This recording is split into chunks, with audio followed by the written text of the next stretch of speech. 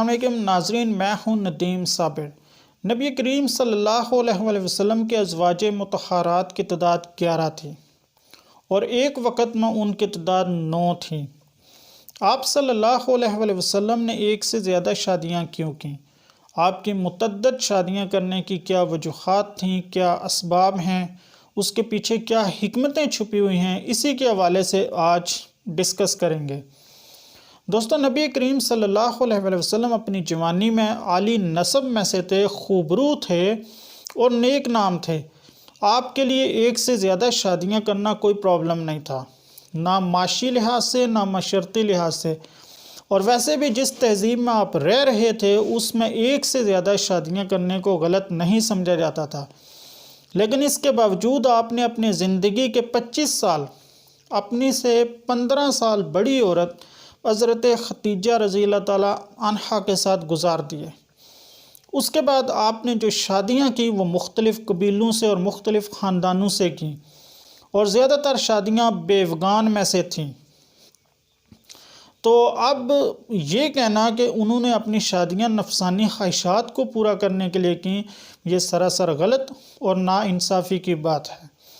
آپ کی شادیاں تالیف قلب اور سہارا دینے کے لیے تھیں۔ تو ون بائی ون دیکھتے ہیں کہ جن بھی امہات المومنین سے آپ نے شادیاں کیں ان کے پیچھے کیا حکمتیں تھیں اور کیا اسباب تھے۔ تو نمبر 1، حضرت عائشہ صدیقہ رضی اللہ تعالیٰ عنہ سے آپ نے نکاح فرمایا۔ وہ آپ کے قریبی ساتھی حضرت ابو بکر صدیق رضی اللہ تعالیٰ عنہ کی بیٹی تھیں۔ حضرت ابو بکر صدیق آپ کے قریب ترین ساتھی تھے اور انہوں نے اسلام کے لیے بے شمار تکلیفیں اور صعوبتیں برداشت کیں۔ وہ حضرت ابو بکر صدیق ہی تھے جنہوں نے سب سے پہلے واقعہ معراج کی تصدیق کی۔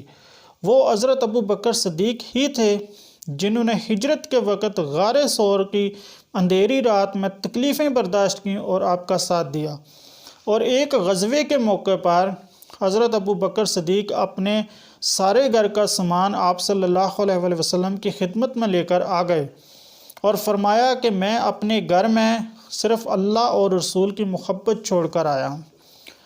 تو حضرت عائشہ سے نکاح فرما کر آپ نے حضرت ابو بکر صدیق رضی اللہ تعالیٰ عنہ کے ساتھ رشتہ استوار کیا۔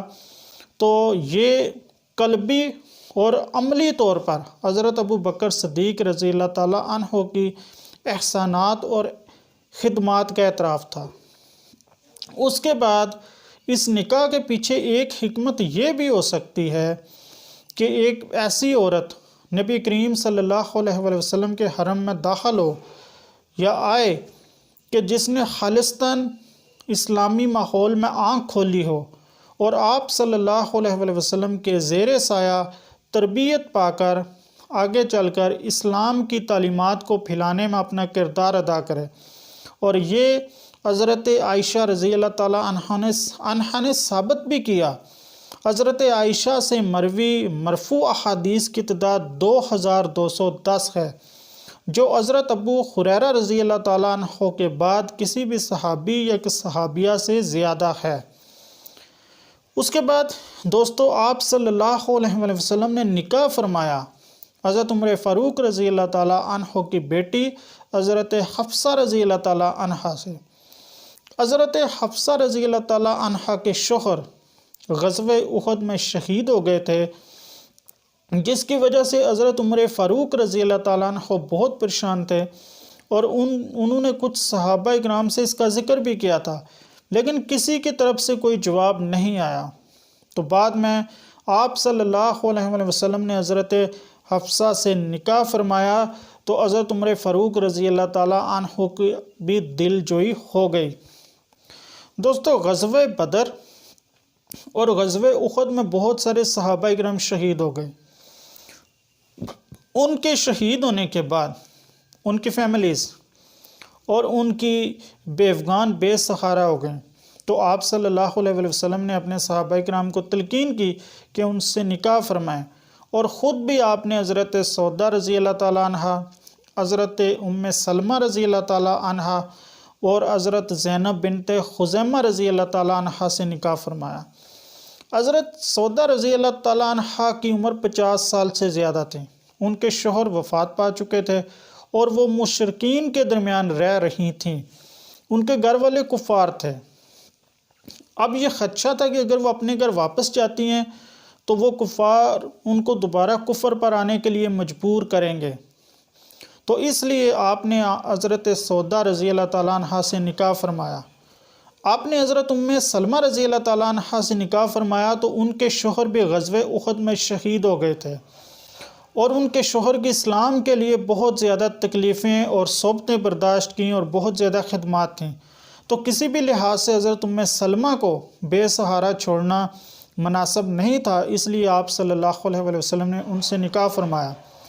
حضرت زینب بنت خزیمہ سے آپ نے نکاح فرمایا تو ان کے شوہر بھی غزوہ احد میں شہید ہو چکے تھے اور وہ بھی بیوہ تھیں، ان میں قبائل کے درمیان دشمنیاں تھیں، اور وہاں پہ ایک رسم یہ تھی کہ اگر کوئی کسی قبیلے سے شادی کر لیتا تھا یا اس قبیلے کا داماد بن جاتا تھا تو وہ قبیلہ اس کے خلاف دشمنی کو ختم کر دیتا تھا۔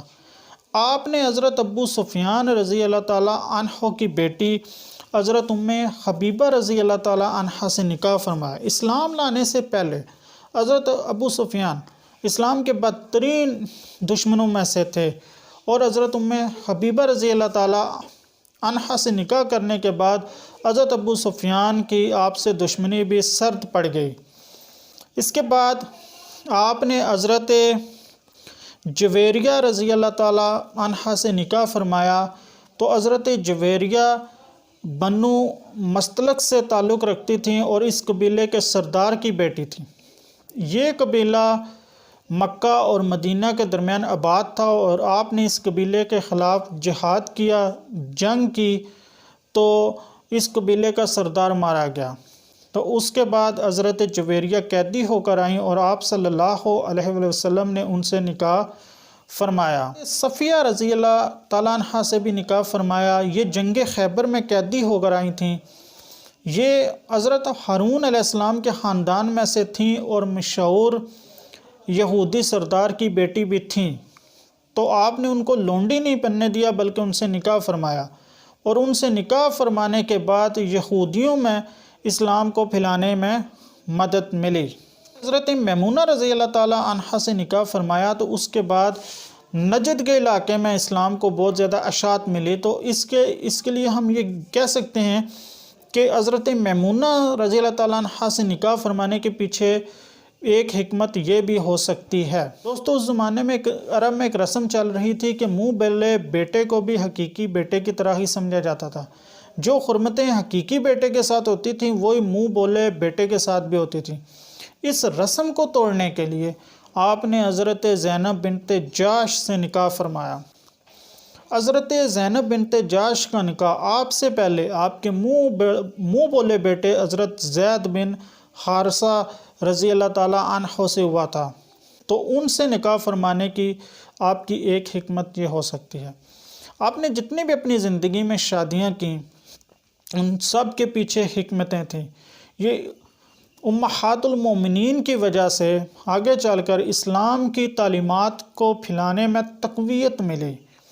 اس کے بعد آپ صلی اللہ علیہ وسلم جس معاشرے میں رہ رہے تھے تو وہ تہذیب و تمدن کے لحاظ سے بہت پیچھے تھا، تو ان کے گھروں میں اسلامی معاشرت کو پہنچانے کے لیے بھی امہات المومنین نے بہت اہم کردار ادا کیا۔